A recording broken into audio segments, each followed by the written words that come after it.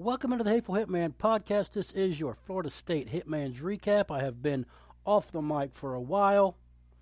I had COVID. If I talk a lot, I start to cough. But we're going to give this a shot anyway. Let's do it.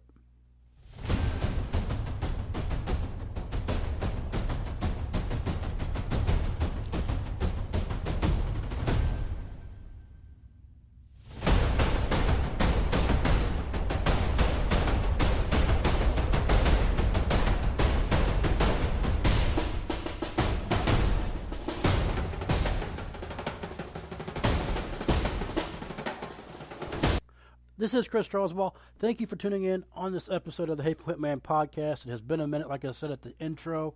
I've been out for a while, took a little break. I wanted to talk last week about the Miami game. Just wasn't really feeling up to it yet. Long periods of prolonged talking still result in coughing spells, and I'm still trying to shake it. It's aggravating. So there's probably going to be plenty of times where I pause, stop to cough, but I want to talk a quick recap of the Florida State-Boston College game, and I actually want to go back a little bit though because I haven't been on for a while, and I really would like to talk about the growth of this team throughout the course of the season. I posted on Twitter this afternoon that we are seeing the evolution of Jordan Travis, and ever since he's been able to stay healthy and stay on the field, he's the reason why this coaching staff has been pushing for him to be the quarterback. They say he can be elite. They say he can be a game changer for FSU, and we're seeing that. Okay, if you go back to the Notre Dame game, clear back, way back when it was still hot outside, the Week 1 game, we got a glimpse of it. And then it was a little bit of a letdown. And then he got hurt. And then there was this two-quarterback thing with both quarterbacks on the field, and that was just terrible. I was so against that, I can't even put it into words. Actually even expressed that a couple of times, and they squashed it and they got rid of it, thank goodness. And then they got on a winning streak, and we began to see what these coaches have been talking about. The difference maker, the game changer that we've all seen glimpses of has always been there, but what we're seeing now, these last two games, especially out of Miami and Boston College, is his confidence and willingness to throw the ball. And I mean, he's ripping it. He's throwing wheel routes that look good. He's throwing slants that look good. Shots to the running backs out of the backfield that look good and accurate with some zip on the ball and confidence in his game. And that is what we've seen take place offensively. The running game with Ward and Corbin, to me now, these last couple of games has been, like a side dish. It's been, what can 13 do for us? And we're going to sprinkle in a little bit of the running game to keep everybody honest. And 13 is going to throw the ball. He's going to move the pocket, roll out, throw on the run, and if it's there, take off and go. Man, I got to tell you, I've been a Jordan Travis guy since this whole thing took off, and now I'm so hoping that it works out for this kid because he plays with heart. He plays with determination. He plays for his teammates, and oh my gosh, is it awesome to watch him evolve into what he's become these past 3 or 4 weeks since I've been off the microphone. Today, 3 touchdowns, another 200-plus yard game. Last week, he had career highs in passing yardage. And the receivers are getting a little bit more involved, and that keeps their morale high. They get the win at Boston College today, and I'll break down the first and the second half. But more importantly, they keep themselves bowl eligible, which means next week's game is important. They have something to come out and play for. They have something to come out and fight for. Now, you may say, is Florida State, Florida, that's going to be enough. And it would be, but this just adds another layer of icing on top of the cake that they need to keep themselves motivated this week. Yes, it's Florida week. Okay? Yes, it's a rivalry that goes back so many years. Other than last year, we didn't have it for the first time in however many. But now there's actually something on the line other than bragging rights and winning, the state of Florida, which that's huge. That's huge for recruiting. I mean, if they can knock off Miami and Florida in 3 weeks, 3 weeks' time, recruits are going to pay attention to that. They're going to step up. They're going to pay attention. They'll be like, Florida State is doing what they said they're going to do. Norvell and his staff is doing what they said they want to do. Speaking of Norvell's staff, there is no way that we can't talk about this defense. Today, last week, Clemson, North Carolina State, that defense, especially that front four, front seven with the linebackers, because Kalen DeLoach is a stud. They are playing out of their minds. Jermaine Johnson, Keir Thomas, it starts with those two end guys, and they're making Cooper and Lundy and everybody better around them. It is awesome. Keir Thomas is like, he's playing a little bit of second fiddle behind Jermaine Johnson, but he is just as disruptive, just as effective, and just as lethal and getting to them quarterbacks as Jermaine Johnson is. That 1-2 punch they have at defensive end sets the tone for that whole entire defense. Jarvis Brownlee. I don't have the numbers in front of me. I didn't really do numbers tonight. I just want to get on here and talk a little bit. But if you go back the last 2 games, okay, who was Brownlee on? Well, he was on Charleston Rambo last week, considered to be an All-American at one time. Okay, and he shut him down. Today he's on Flowers, and Flowers didn't have anything in the first half. Did have 2 catches for 80 yards and a touchdown in the second half. Okay? Jarvis Brownlee has stepped up. And I've talked about Jarvis Brownlee on Spear Addicts with Chris Frazier, how much I'm a big Jarvis Brownlee fan. I've talked about Jarvis Brownlee on this podcast, how I think the future is very bright for him. This team has got some young stud playmakers, and you give Norvell and his coaching staff another offseason and another spring, summer to come back next year. Now, you are losing Keir Thomas and you are losing Jermaine Johnson. That's going to hurt. Okay, there's absolutely no way they can come back. They're out of eligibility. But they've set the tone for recruiting. Okay, they've made it to where the defense is relevant again, and FSU defense isn't just a joke like it has been recently. It's awesome if you're a Nole fan. It's an awesome time to be a Nole fan because, you see there's no quit in this team. They fight, and they don't quit. They was in the Clemson game. They was in the NC State game.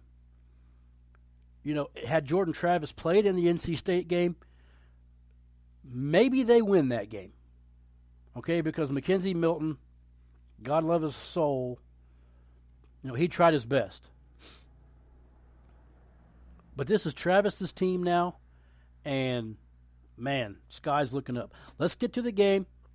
I'm going to make this a little short and sweet. The first half, the first quarter, FSU had 4 penalties that were absolutely dog crap. The first one, that was a defensive false start. Yeah, that one was on FSU. But the other 3, were terrible. The one on the tight end where he went out in the flat and they called him for offensive pass interference where he catches the ball and he's inside the 10. That one was terrible. The targeting call was terrible. I get it. If you want to call personal foul, okay. I get that. But the dude's going to slide, and the defender is already in his position to tackle. I mean, I think there's got to be something that says, okay, you can't stop your motion. You can't just hit pause on your forward momentum. And when it's bang, bang like that, and the helmet to helmet was so much, that was terrible. That may have been one of the worst calls I've seen all year, and I've seen a bunch of bad calls. And like I said on a tweet or a post, I leave the refs alone because they're human. They're like all of us. You know, they go to bed every night. They get up and put their pants on one leg at a time, just like the rest of us do. I try to leave the refs alone, but there was 3 calls in that first quarter that was absolutely hideous, and it kept giving Boston College life, and I was like, my goodness, those were terrible, and Florida State still managed to come out of that 7-0 at the end of the first quarter. If you was ever in any question whether Jordan Travis could throw, he's answered those questions in the past 2 weeks. This week, he was very efficient. I think he only missed on 12 passes today and still threw for 250-something, if I remember right. 3 touchdowns. No turnovers. He's protecting the ball. He's staying healthy. He's hitting his backs out of the backfield. He's hitting his tight ends. He's hitting different receivers. That first half couldn't have went any better for Florida State because they got a safety down there at the other end against Boston College. Got the ball back late in the first half. Turned around, got a field goal. That's a 5-point swing at the end of the half. And come out in the second half and hit a touchdown pass to Malik McClain. That was an unbelievable throw, an even better catch by Travis to McClain. So there's a 12-point swing at the end of the second and at the end of the second quarter, beginning of the third for Florida State. A 12-point swing that really put them in real control of this football game. But then it's like, I think the defense got a little tired.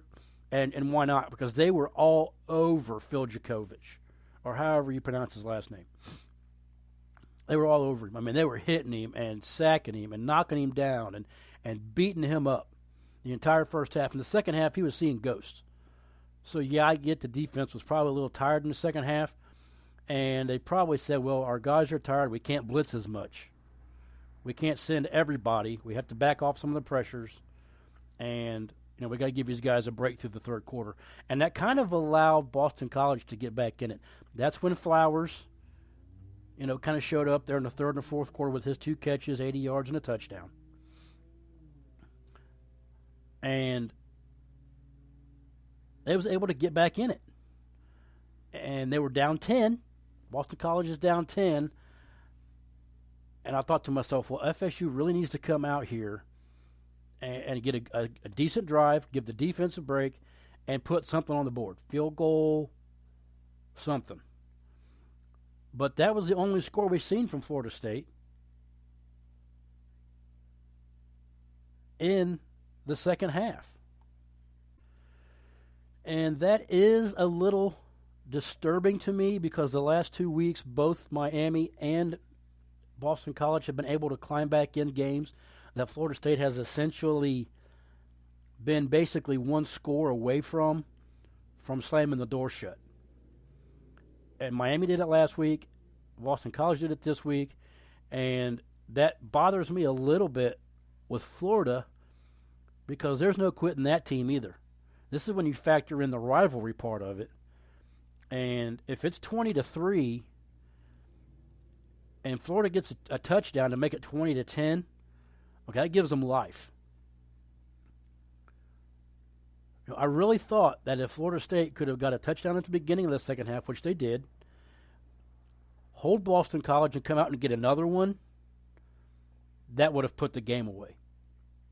But instead, they wanted to give us all a little bit of a cardiac event and let Boston College climb back in it up until the last moments of the game, where they had to have some drama and keep us wondering, okay, well, if this happens and this happens, then Boston College could get the ball back with about 7 seconds and a chance. Okay, I don't really want that to be in the Florida State game, because I don't want them to have a chance. I want Florida to get embarrassed. I want them to put two fantastic halves together and put Florida to bed next week, Saturday, noon. Another noon game to end it, the regular season.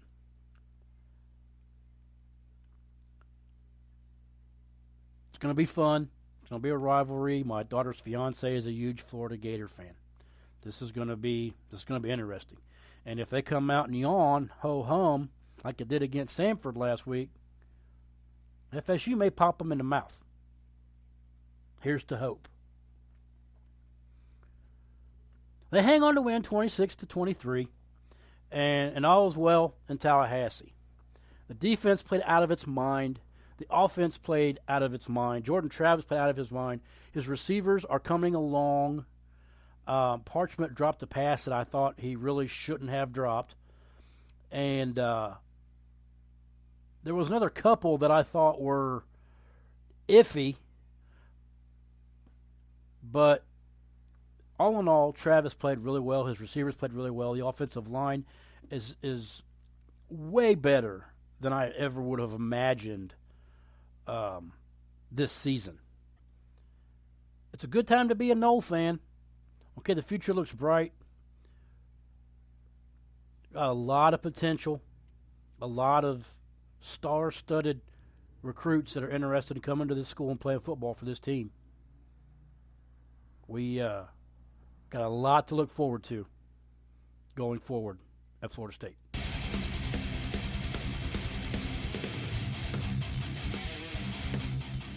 That'll do it. That's my wrap-up. Hadn't been on for a minute. Tried to keep under 20 minutes. Great game by the Noles. Great run by the Noles this year. And, sky's the limit for this team. We'll see how it works out. Florida next, hopefully a bowl game. This is Chris Strasbaugh. You can find me on Twitter at Hateful Hitman. You can find the show anywhere you listen to podcasts. I'm all over the place. Thank you for listening.